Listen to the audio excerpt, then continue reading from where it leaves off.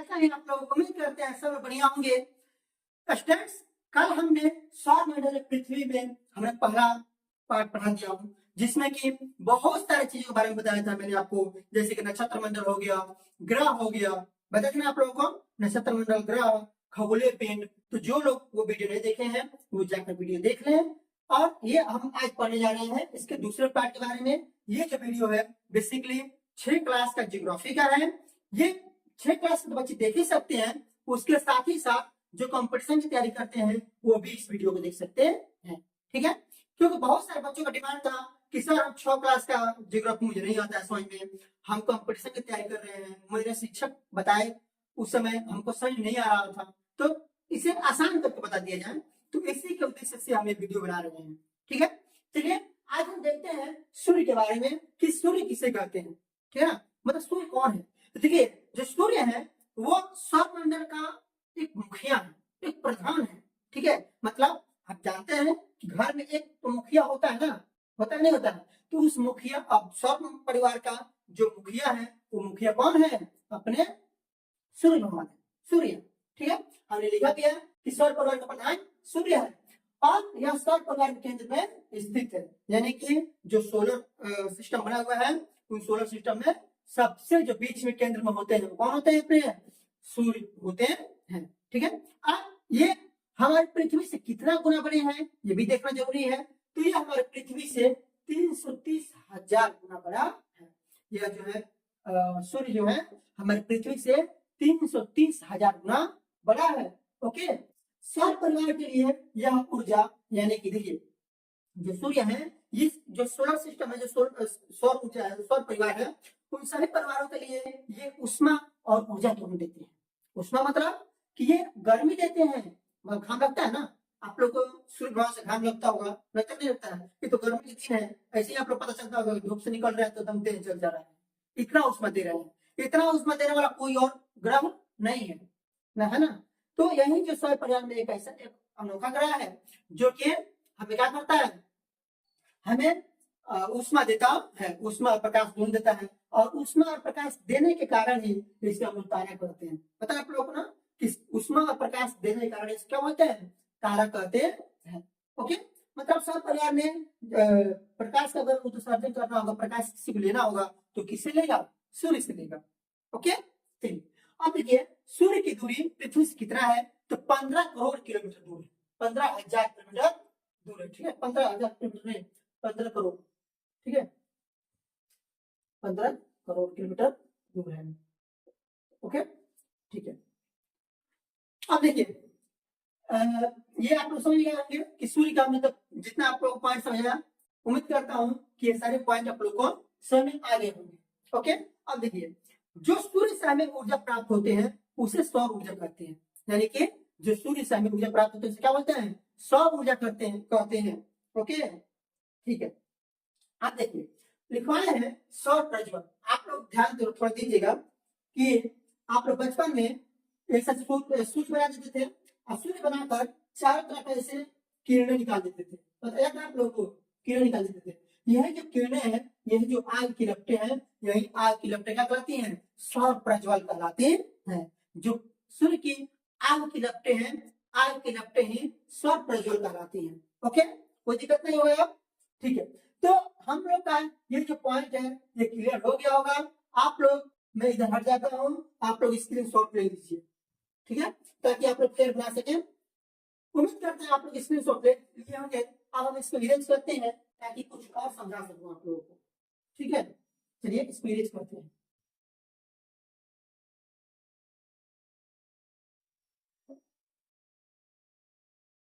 Class कीजिए, ठीक है, डेली क्लास करना बहुत जरूरी है, क्योंकि आप डेली क्लास करेंगे तो जाकर ही मजा आएगा। ओके, चलिए कुछ पॉइंट्स मिल चुके हैं, इसको सुधार देते हैं हम। किसी के पहला चैप्टर है अपना, है ना, सौरमंडल था। ठीक है, देखिए अब हम लोग पढ़ेंगे आंतरिक ग्रह और बाह्य ग्रह। इस ये जो मेन टॉपिक है कि आंतरिक ग्रह और बाह्य ग्रह किसे कहते हैं। ठीक है ना, इसमें देखिए जो सबसे बीच में होता है, जो सबसे बड़ा ग्रह होता है, वो बड़ा ग्रह का नाम क्या होता है, बृहस्पति। नाम क्या होता है, बृहस्पति। ओके, अब देखिए बृहस्पति के पहले कौन होते हैं, तो मंगल होता है। बृहस्पति के पहले मंगल ग्रह होता है, मंगल ग्रह के पहले अपने पृथ्वी होता है, ठीक है, मंगल ग्रह के पहले पृथ्वी होता है, पृथ्वी के पहले शुक्र होता है, और शुक्र के पहले बुध होता है। बृहस्पति के बाद शनि होता है, और शनि के बाद अरुण होते हैं, और अरुण के बाद वरुण होते हैं, ठीक है, ओके। अब देखिए सबसे जो मुख्य में सबसे पहले जो सूर्य होता है, जो होते हैं उनका नाम क्या है, सूर्य। सबसे पहला जो है उनका नाम क्या है, सूर्य। ओके, आए समझ आप लोगों को। चलिए सूर्य से सबसे नजदीक में कौन ग्रह है, बुध है, 2 नंबर में शुक्र है, तीसरे नंबर पृथ्वी है, चौथे नंबर पे मंगल है, उसके बाद सबसे बड़ा ग्रह बृहस्पति है, उसके बाद शनि है, अरुण है और वरुण है। माय डियर स्टूडेंट, जब सबसे बड़ा है ना बृहस्पति, सबसे बड़ा है, तो इन्हें तो हटा जाएगा यही में। मान लो कि हम यहाँ पे हैं, खड़ा है, आप कैमरा में देख रहे हैं, अगर यहाँ पे खूब बड़ी दीवार लग जाए तो क्या आप हमें देख पाएंगे, नहीं देख पाएंगे आप लोग, ठीक है ना, आप लोग हैं नहीं देख पाएंगे। ओके, एक सेकेंड, ठीक है, तो आप लोग नहीं देख पाएंगे, नहीं देख पाएंगे ना। वैसे ही बृहस्पति के इधर जो ग्रह हैं सब ढक जाते हैं बृहस्पति से, और बृहस्पति के इधर के ग्रह सब ढक जाते हैं बृहस्पति से। मतलब सबसे बड़ा कौन है, बृहस्पति है। आइए इसमें देखते हैं कि आंतरिक ग्रह किसे कहते हैं, ठीक है। तो बृहस्पति के पहले जितना ग्रह दिख रहा है आप लोग को, वो ग्रह है, 4 ग्रह है ना जी, ये 4 ग्रह कहलाते हैं आंतरिक ग्रह कहलाते हैं, तो क्या बोलते हैं, आंतरिक ग्रह बोलते हैं, ठीक है ना। अब देखिए बृहस्पति के बाद से ये जो 4 ग्रह हैं, इन 4 ग्रह क्या बोलते हैं, बाह्य ग्रह कहते हैं, क्या बोलते हैं, बाह्य ग्रह कहते हैं। ओके, देखिए एक और चीज समझ लीजिए आप लोग कि जो आंतरिक ग्रह है बुध शुक्र पृथ्वी मंगल, ये चट्टानी ग्रह है। ये क्या है, चट्टानी ग्रह है, यहाँ पे चट्टान अधिक पाए जाते हैं, यहाँ पे चट्टानों की संख्या ज्यादा पाई जाती है। मतलब पृथ्वी पे यहाँ पे कुछ धरती जैसा दिखता है, यहाँ पे चट्टान है, लेकिन बृहस्पति से शुरू होती है जब ग्रहों की संख्या, तो बृहस्पति के बाद बृहस्पति शनि अरुण वरुण ये 4 गैसों के गोले हैं। यहाँ पे मिट्टी नामक चीज नहीं पाई जाती है, ठीक है, यहाँ पे मिट्टी नहीं पाई जाती है, मिट्टी पाई जाएगी ना चट्टान मिलेगा, यानी कि चट्टान से नहीं है, ये गैसों का गोला है और ये चट्टान का गोला है। ओके, अब देखिए हमने पढ़ा आंतरिक ग्रह, आंतरिक ग्रह में कौन है, बुध है, शुक्र है, पृथ्वी है, मंगल है, यानी बृहस्पति के पहले वाले 4 ग्रह है, ठीक है। इनके आकार क्या होते हैं, छोटे होते हैं, इनका आकार छोटे होते हैं, और घनत्व क्या होता है, अधिक होता है, इनका घनत्व अधिक होता है। जबकि बृहस्पति का तो आकार बहुत बड़े होते हैं, मतलब बृहस्पति नहीं, ये जितने भी बाह्य ग्रह हैं सबके तो आकार बहुत बड़े होते हैं, लेकिन घनत्व उनका क्या होता है, कम होता है, उनका घनत्व कम होता है। ओके, आप आगे देखते हैं उपग्रह कैसे करते हैं, ठीक है। देखिए प्रधानमंत्री का सुने होंगे कि प्रधानमंत्री देश का मुखिया होता है, लेकिन उस जब नहीं रहेगा प्रधानमंत्री तो उसके नीचे कौन रहता है, उप प्रधान रहता है ना, प्रधानमंत्री, राष्ट्रपति नीचे उपराष्ट्रपति होते हैं ना, होते हैं। वैसे ही ग्रहों के नीचे ग्रहों से छोटा जो होता है तो कौन होता है, उपग्रह होता है। ग्रहों से जो छोटा होता है उसको क्या बोलते हैं, उपग्रह बोलते हैं। तो ये ग्रहों के चारों तरफ चक्कर लगाता है, यानी कि ये ग्रह के भी चारों तरफ चक्कर लगाएगा और सूर्य के चारों तरफ भी चक्कर लगाएगा, उपग्रह, ठीक है। उपग्रह का अर्थ होता है ग्रह से छोटा, यानी ग्रह का साथी। तो ग्रह के पीछे पीछे पीछे पीछे पीछे पीछे कौन लगाते चक्कर लगाता रहता है, अपना उपग्रह लगाते रहता है। और उपग्रह कौन कौन सोच सकते हैं, तो चंद्रमा हो गया, फुबोस हो गया, डिवोस हो गया। तो चंद्रमा तो पृथ्वी का उपग्रह है, फुबोस डिवोस जो है वो अपने मंगल ग्रह के उपग्रह, ठीक है।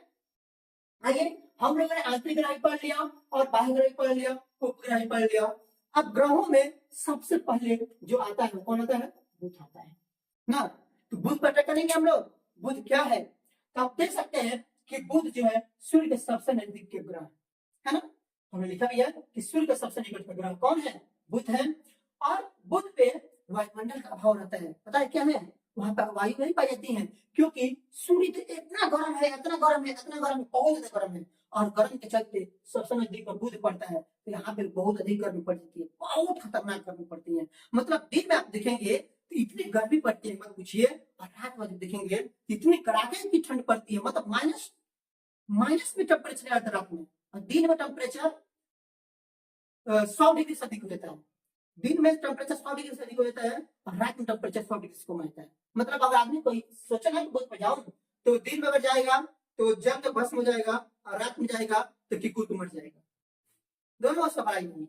ओके, यानी कि बुध पे बहुत गर्म रहने के कारण वायुमंडल का अभाव है। ठीक है, सूर्य का सबसे निकट ग्रह है और अत्यधिक गर्म है। मैंने आपको बताया अत्यधिक गर्म है, इसके कोई भी उपग्रह नहीं है, क्योंकि जब भी उपग्रह कौन बनाएगा, हमारे पास कुछ रहेगा तब ना आपको देखिए खाने के लिए, तो बेचारा इतना गर्म है कि दूसरे को खा जाता है।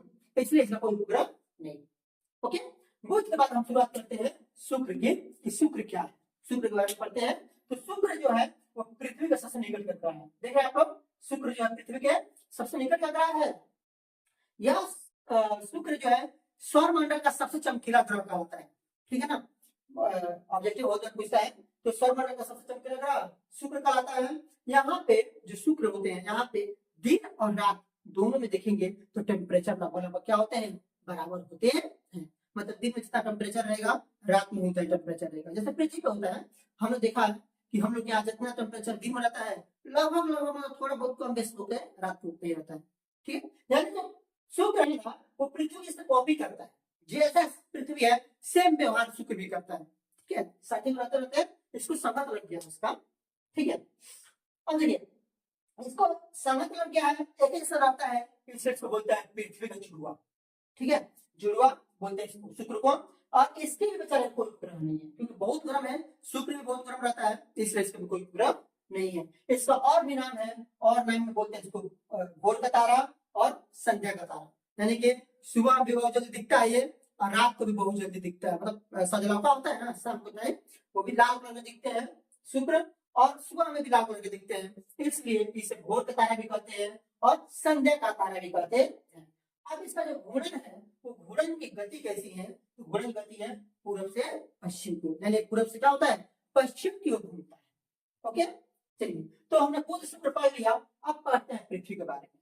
अब किसके बारे में पढ़ते हैं, पृथ्वी के बारे में पढ़ते हैं। तो देखिए हमने आपको लिखाया है कि आकार में सूर्य से दूरी के हिसाब से तीसरा ग्रह है ना आप लोगों को। देखिए पहला सूर्य से पहला ग्रह, दूसरा ग्रह, तीसरा ग्रह, है ना।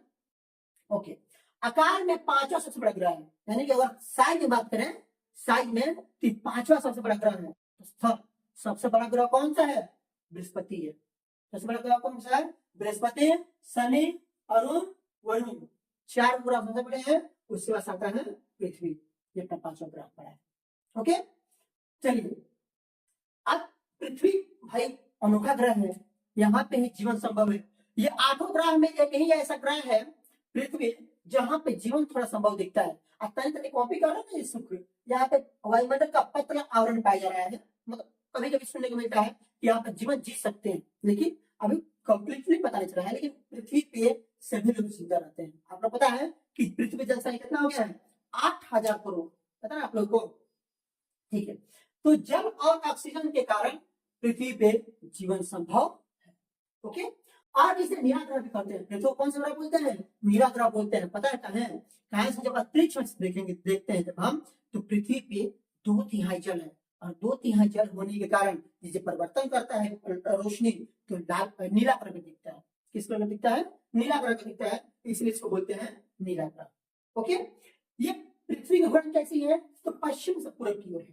ठीक है, इसलिए पूरब से सूर्य उगते हैं और पश्चिम डूबते हैं, जबकि शुक्र जो है ये उल्टा चलता है, ये पूरब से पश्चिम को घूर्णन करता है, यानी पश्चिम के तरफ से उगते हैं, शुक्र पश्चिम से उगते हैं। ठीक है ना। आइए अब पृथ्वी की जो आकृति है ये जियोड आकृति की है। जियोड पता है आप लोग किसे बोलते हैं, जियोड का मतलब होता है ना पृथ्वी के आकार के, यानी पृथ्वी के समान है। ठीक है, तो देखिए जो पृथ्वी, आप लोग ग्लोब देखे होंगे, ग्लोब में देखिएगा तो ऊपर भी चपटा होता है थोड़ा सा और नीचे भी चपटा होता है। ध्रुवों की तरफ आप लोग जब ग्लोब देखे होंगे ना, इसे ग्लोब, ठीक है ग्लोब होता है ना, तो जो ऊपर की तरफ जो पॉइंट होते हैं और नीचे के पॉइंट होते हैं इनको बोलते हैं ध्रुव। इनको क्या बोलते हैं, ध्रुव, इनको बोलते हैं। ये ऊपर दिशा है, उत्तर की तरफ है, इसको बोलते हैं उत्तरी ध्रुव, और नीचे की तरफ है दक्षिण की तरफ है, इसको बोलते हैं दक्षिण ध्रुव। ठीक है, तो आप देखेंगे ये दोनों साइड से थोड़ा चपटा हुआ प्रतीत होता है। ठीक है, जीवन के अंदर देखिए बेसिकली क्या होता है, आप लोगों ने कचरा केंद्र देखे होंगे आप लोग, कचरा केंद्र, तो उसको हम लोग बचपन में जब गांव में गेंदा बेचने के लिए कोई आता था तो खरीदते थे। ठीक है, और उसे फुटबॉल की तरह खेलते रहते थे, खेलते खेलते देखते थे कि ये कहीं से डचक जाता है, कहीं से पचक जाता है, और उसी में वो मारते हैं तो जाकर लुढ़क जाता है, होता है ना। पृथ्वी की भी आकृति कुछ ऐसे ही है। ओके, अब देखिए जो पृथ्वी है 10,07,160 किलोमीटर प्रति घंटा की रफ्तार से 365 दिन 5 घंटा 48 मिनट और 46 सेकेंड में सूर्य का एक चक्कर लगाती है। ठीक है, मतलब जो पृथ्वी है वो इतने जो समय दिया गया आप लोग को 365 दिन 5 घंटा 48 मिनट और 46 सेकेंड लगाती है, एक चक्कर लगाती है। ओके, ठीक है, उसके बाद हमने लिखा है कि पृथ्वी अपनी धुरी पर, मतलब पृथ्वी अपने, देखिए पृथ्वी जो है एक परिक्रमण करती है और एक घूर्णन करती है। अब परिक्रमण क्या कहता है सर, तो आप लोगों ने जग मंगाए हैं, आप लोग जग में यज्ञ में बोलते हैं, ठीक है, जग जग बोलता है सर, लेकिन जग बोलते हैं उसको। ठीक है, तो कहीं यज्ञ में गए होंगे तो आप लोग देखे होंगे बीच में पंडाल लगा रहता है और पंडाल के चारों तरफ से लोग परिक्रमा करते रहते हैं ना। तो सेम वैसे ही है, समझ लीजिए कि बीच में सूर्य भगवान रहते हैं और चारों तरफ से ग्रह क्या करते रहते हैं, परिक्रमा करते रहते हैं। ठीक है, वही कहा जाता है परिक्रमा, जो समय लगता है उसको बोलते हैं परिक्रमण काल। ठीक है, और ये इसका एक और खास बात है कि ये दौरे पे भी घूमते रहता है, पृथ्वी पर दौरे पे भी घूमता रहता है, चक्कर लगाता रहता है, घूमता रहता है, चक्कर लगाता रहता है, ऐसे करते रहता है। ठीक है, तो ऐसे जब अपने ही दौरे पर घूमते रहेगा लट्टू की तरह, लट्टू तो देखते हैं ना आप, दौरे पर घूमते रहता है तो लट्टू की तरह घूमने को बोलते हैं घूर्णन। ठीक है, ओके, समझ गए आप लोग, उम्मीद करता है समझ गए आप लोग। तो पृथ्वी अपनी धुरी पर, मतलब अपने केंद्र पे क्या करती है, पश्चिम से पूरब की ओर, आपको पता है ना घूर्णन कैसी होती है इसके, पश्चिम से पूरब की ओर, पश्चिम से पूरब की ओर 1610 किलोमीटर प्रति घंटा की गति से 23 घंटा 56 मिनट और 4 सेकेंड में एक चक्कर लगाती है। तो देखिए 4 मिनट इसमें बच रहा है ना, तो मतलब 24 घंटा में हम लोग का एक, जब एक बार घूम जाएगी तो एक दिन बीत जाता है। तो इसीलिए हम लोग 24 घंटा डायरेक्ट मान लेते हैं कि 24 घंटा में एक दिन होता है, लेकिन एक्चुअली कितना देर का होता है वो, 23 घंटा 56 मिनट 4 सेकेंड में पूरा करते हैं। यानी अपने दौरे पर कितना देर में घूमते हैं, 23 घंटा 56 मिनट और 4 सेकेंड में। ओके, ठीक है, अब देखिए अब अगला पॉइंट आता है कि भाई हमने पृथ्वी पढ़ लिया, हमने बुध पढ़ लिया, हमने शुक्र पढ़ लिया, और कल के वीडियो में हमने आपको बताया था कि जो पृथ्वी की कक्षा होती है, मतलब जो ग्रहों की कक्षा होती है वो क्या होती है, दीर्घवृत्ताकार होती है। पृथ्वी का कक्षा है, जो परिक्रमण पथ है, जो उसकी कक्षा है वो दीर्घवृत्ताकार है। ठीक है, यानी कि अंडाकार है। तब आप देखिए इसको हम बताने के लिए इसको मिटाना पड़ेगा। ठीक है, तो हम मिटाएंगे पहले, तब तक आप लोग इसे स्क्रीनशॉट ले लीजिए, स्क्रीनशॉट ले लीजिए, तो ले लिए आप लोग। ठीक है, चलिए मैं इधर फ्री हो जाता हूँ, आप लोग स्क्रीनशॉट ले लीजिए जिसको दिक्कत हो रही है। ठीक है, क्योंकि स्क्रीनशॉट लेंगे तभी नोट्स बना पाएंगे लोग। ओके, चलिए इसे मिलाते हैं थोड़ा और आप लोग को समझाते हैं। ओके, एक्चुअली होता है ऐसे कि मान लो कि ये अंडाकार, अंडाकार कैसा होता है, नहीं होता है ना। देखिए आप लोग देखे होंगे बहुत लोग परिक्रमा करते हैं तो ऐसे सूर्य बनाते हैं, गोल गोल खींच देता है, ये खींच देता है, ऐसा नहीं होता है, उसकी पथ ऐसे नहीं है, उसकी पथ कैसे है, एक्चुअली ऐसे। ठीक है, अब मान लो कि बीच में कौन है अपने केंद्र में, आपको पता था कि सौर परिवार के बीच में कौन होते हैं, अपने सूर्य होते हैं ना, होते हैं। ठीक है, तो और ये जो पथ देख रहे हैं आप, जो रास्ता देख रहे हैं, इसको बोलते हैं हम लोग दीर्घवृत्ताकार। ठीक है, क्योंकि दीर्घवृत्त वृत्त कितना दिख रहा है, लंबा दिख रहा है, अण्डाकार दिख रहा है। देख, और लिखा है कि पृथ्वी और सूर्य के बीच की दूरी में परिवर्तन होते रहता है। देखिए आप जरा सोचिएगा, थोड़ा ध्यान दीजिएगा कि ये सूर्य है, यहाँ मान पृथ्वी है, ठीक, तो यहाँ से दूरी थोड़ा अलग रहेगा, यहाँ से चलते चलते यहाँ पे आएंगे तो अलग दूरी होगा, तो यहाँ पे आएंगे तो अलग दूरी होगा, थोड़ा यहाँ पे आएंगे तो अलग दूरी होगा, यहाँ पे आएंगे तो अलग दूरी होगा, मतलब पृथ्वी अपना चक्कर करते रहेंगे तो दूरी बदलते रहेगा। कोई दिक्कत नहीं, दिक्कत है ना। ठीक है, आप सोच चुके होंगे कि पृथ्वी जितना घूमेंगे उतना दूरी बढ़ती रहेगी, कभी दूरी बढ़ेगा भी। मान लो कभी यहाँ पे सूर्य चले जाते हैं पृथ्वी अपनी, तो सूर्य से दूरी बढ़ गई, बढ़ गई, बढ़ गई ना। लेकिन अगर यहाँ पे इसके सामने जब दिख रहे हैं तो क्या होता है कि दूरी घट जाएगा, घट जाएगी ना, देखिए ना, नजदीक हो गया है, दूर हो गया ना। ठीक है, चलिए आपको क्वेश्चन आता है इसमें कि अब इसमें क्या होता है। ठीक है, इसमें आप लोग को कुछ समझाएंगे अभी आप लोग को, ठीक है। क्या होता है देखिए, जब जब सूर्य से पृथ्वी की दूरी, ये पृथ्वी है, ठीक है, पृथ्वी, ओके, देखिए, जब सूर्य से पृथ्वी की दूरी बहुत नजदीक होती है, ठीक है, बहुत नजदीक होती है, तो इसको बोलते हैं अपसौर। इसको क्या बोलते हैं, अपसौर बोलते हैं, इसको बोलते हैं अपसौर। सबसे नजदीक की दूरी क्या बोलते हैं, अपसौर बोलते हैं, और जो सबसे दूर की दूरी होती है उसको बोलते हैं अपसौर, उपसौर बोलते हैं इसको, उपसौर, इसको बोलते हैं अपसौर। ठीक है, तो सर कोई दिन तारीख बताइए ना कि कहिया सूर्य और पृथ्वी सबसे नजदीक होते होंगे। तो ये होते हैं 3 जनवरी। कब होते हैं ये, 3 जनवरी को होते हैं। और जो सबसे दूरी होती है, अधिकतम दूरी होती है, वो कब होते हैं, 4 जुलाई को होते हैं। कब होते हैं, 4 जुलाई को होते हैं। ओके, उम्मीद करते हैं सब समझ आई होंगी। अब कोई बच्चा पूछ दे कि सर पृथ्वी और सूर्य से जो सबसे नजदीक की दूरी होती है तो कितना किलोमीटर दूर होता है, तो 14 करोड़ 70 लाख किलोमीटर दूरी होती है। ठीक है, 14 करोड़ 70 लाख किलोमीटर की दूरी होती है। कहां से, तो उपसौर की, जो सबसे नजदीक दूरी है। और सबसे बड़ी जो दूरी है वो होती है 15 लाख, असल 15 करोड़ 20 लाख किलोमीटर दूरी। ठीक है, उम्मीद करते हैं कि आज हमने जितना आपको पढ़ाया सब आपको समझ में आया होगा। ठीक है, इसके बाद से हम जो टॉपिक बच रहे हैं उसको नेक्स्ट पार्ट में बताएंगे आप लोगों को। तब तक आप लोग हमारे क्लास से बने रहिए, और अगर हमारी वीडियो समझ में आ रही है तो अपने दोस्तों को भेजिए, ताकि और भी बच्चे जुड़े और हमारा मनोबल बढ़े। ठीक है, हमारे इस चैनल पे 6 क्लास से लेकर BA तक की पढ़ाई होती है, अतः सभी लोगों के पास भेजिए। ठीक है, धन्यवाद।